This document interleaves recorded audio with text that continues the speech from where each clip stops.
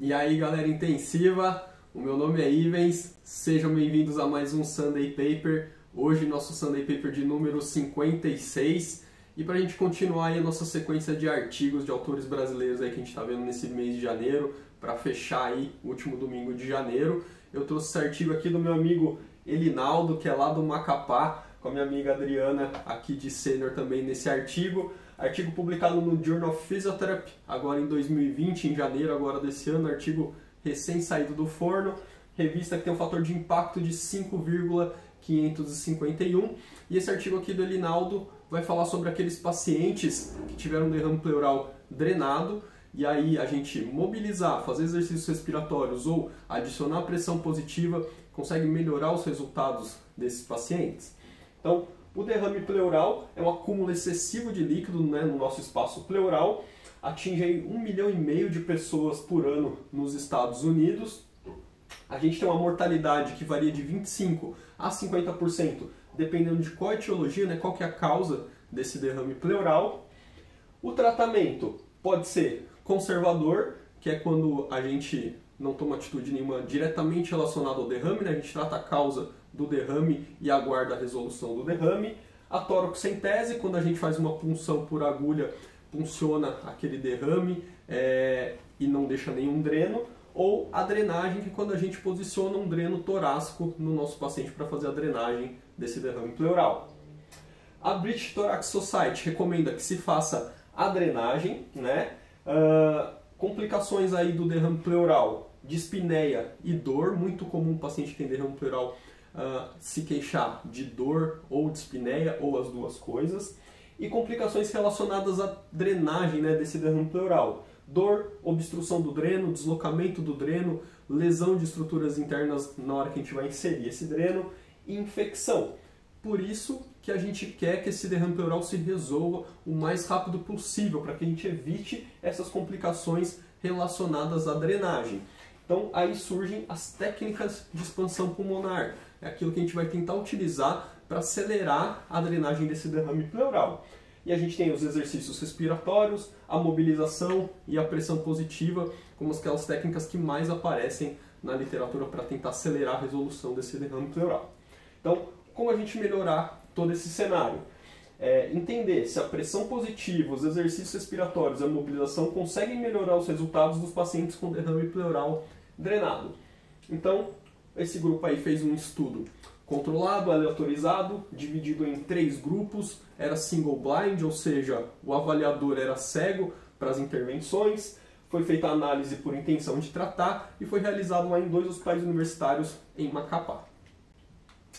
População que foi estudada: adultos, né, maiores de 18 anos, um derrame pleural confirmado pela tomografia e que a drenagem torácica tenha sido realizada há menos de 24 horas. Grupo intervenção, eram 2 grupos de intervenção. No grupo 1, os pacientes realizavam exercícios respiratórios e mobilização, e no grupo 2 era adicionada a pressão positiva a esses exercícios respiratórios e a mobilização. O grupo controle recebia um CPAP de 4 centímetros de água, né, que era aí um placebo, e os resultados, né, quais eram os desfechos de interesse? Tempo de drenagem torácica, função pulmonar do nosso paciente, o tempo de internação, complicações pulmonares, os custos relacionados à internação e o uso de antibióticos. Então, eles avaliaram 468 pacientes, randomizaram 156, 52 para cada um desses grupos. O grupo controle, o que fazia, né? Então ele era um grupo sham, ele era um grupo placebo, então ele realizava um CPAP de 4 centímetros de água por 30 minutos. Por que um CPAP de 4 centímetros de água? O Elinaldo, prévio a esse estudo, ele fez um outro estudo de viabilidade, onde ele viu que o CPAP de 4 centímetros de água não trazia efeitos, né? Não tinha uma efetividade nas mudanças pulmonares dos pacientes. Então ele sabia que utilizar um CPAP de 4 centímetros de água era equivalente a um placebo, não trazia resultado nenhum para o paciente. Então foi isso que foi feito. E a gente vai ver que nos 3 grupos vai ter CPAP. Por quê? Justamente para a hora que o avaliador chegasse, ele não conseguisse perceber qual grupo era qual, né? Então todos os grupos tinham lá a presença do material do CPAP, podia ter alguma marca de CPAP no rosto do paciente, então o avaliador não conseguia identificar a qual grupo aquele paciente pertencia. O grupo experimental 1 fazia inspirômetro de incentivo, 5 séries de 20 respirações, oscilador de alta frequência, que eles utilizaram um shaker, 5 séries de 10 repetições, deambulação 100 metros e também um CPAP de 4 centímetros de água por 5 minutos. E o grupo experimental 2 fazia também a mesma coisa, inspirômetro de incentivo 5 de 20, shaker 5 de 10, deambulação 100 metros, só que aqui utilizava um CPAP de 15 centímetros de água por 30 minutos. E de novo 15 vem do trabalho prévio que o Elinaldo tinha feito. Resultados. Então, ó, o tempo de drenagem para o grupo experimental 2, 4 dias, para o grupo experimental 1, 4 dias e para o grupo controle 5 dias. Quando a gente olha aqui a comparação entre o grupo experimental 2 e o grupo controle, a gente vê aqui um P menor que 0,05, então a gente vê uma diferença estatística. Entre o grupo experimental 2 e o experimental 1 também tem diferença estatística, mas entre o experimental 1 e o controle não teve diferença estatística. Tempo de internação hospitalar, 4 dias para o experimental 2, que era aquele que fazia o CPAP de 15 centímetros de água. Para o experimental 1, 5 dias, para o grupo controle, 6 dias. E aqui de novo, o grupo experimental 2 teve diferença estatística tanto quanto o grupo controle quanto o grupo experimental 1, enquanto o grupo experimental 1 não teve diferença estatística para o grupo controle. Para o custo do tratamento, R$ 2.600 para o grupo experimental 2, R$ 3.900 para o experimental 1 e R$ 4.067 para o grupo controle. Teve diferença de novo estatística grupo experimental 2 versus os outros dois grupos e não teve diferença do grupo experimental 1 versus controle. Então quando a gente olha aqui para essa tabela, a gente vê que adicionar exercícios respiratórios e mobilização não teve diferença contra o grupo controle, que foi um grupo placebo, mas quando você adicionou a pressão positiva, aí sim você passa a ter diferença estatística com relação tanto ao grupo controle quanto àquele grupo que fez os exercícios respiratórios e a mobilização.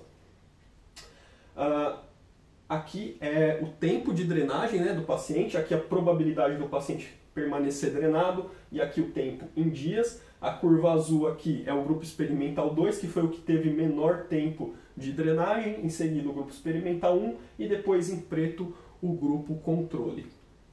Aqui a probabilidade de permanecer internado no hospital, aqui é o tempo que esse paciente ficou e de novo o grupo experimental 2 ficou menos tempo internado, depois o grupo experimental 1 e por último o grupo controle.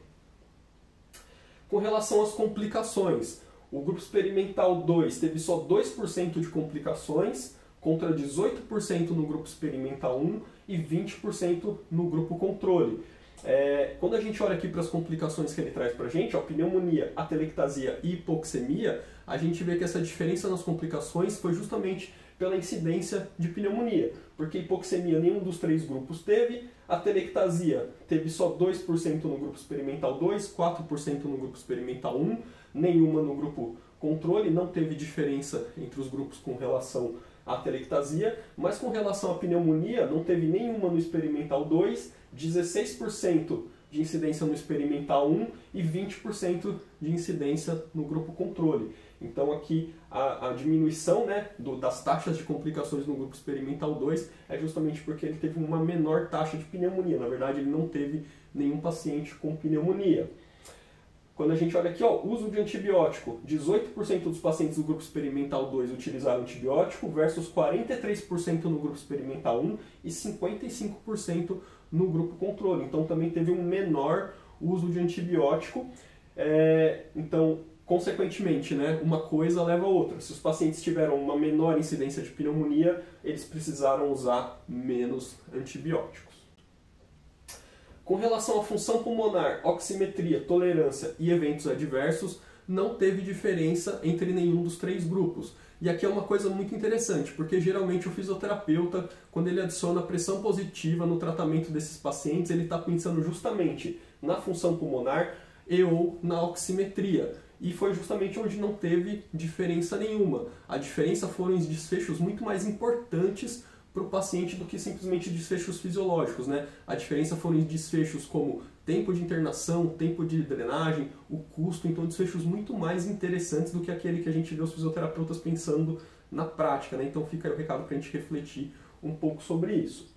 Conclusão: a pressão positiva adicionada à mobilização e exercícios respiratórios para pacientes com derrame pleural submetido à drenagem reduziu o tempo de drenagem, reduziu o tempo de internação, reduziu as complicações pulmonares, reduziu o uso de antibióticos e reduziu os custos. Então, desfechos muito interessantes, tanto para o nosso paciente quanto para o hospital, né, que diminuindo o uso de antibióticos e de custos. Então, a adição de uma conduta simples, né, um CPAP durante 30 minutos, conseguiu aí uma boa diferença nos desfechos desses pacientes. Só toma cuidado com o recado do trabalho, né? Esse CPAP não era feito com pacientes com derrame pleural, era feito com pacientes com derrame pleural já drenado. A gente sabe que muita gente pede para colocar, indica em pacientes que têm derrame pleural ainda não drenado. Nesse caso, não é a mesma coisa, tá? Aqui os pacientes já estavam com derrame pleural drenado, e aí sim acelerou a resolução desse derrame pleural, consequentemente melhorou aí vários desfechos. Tá certo, galera? Espero que vocês tenham gostado. Já deixa aquele joinha aí no vídeo para me ajudar, para o YouTube entender que vocês estão gostando, para ele mostrar isso aqui para mais gente. Se inscreve no canal, compartilha o vídeo aí com os amigos, clica aqui na setinha e compartilha lá no WhatsApp, compartilha no Facebook, no Instagram. Não deixa de ativar o sininho para receber aí notificação dos próximos vídeos e deixa o seu comentário. Vocês já fazem isso na prática de vocês? Fazem um pouco diferente? Como que vocês fazem na prática de vocês? Eu vejo vocês no próximo vídeo. Até lá!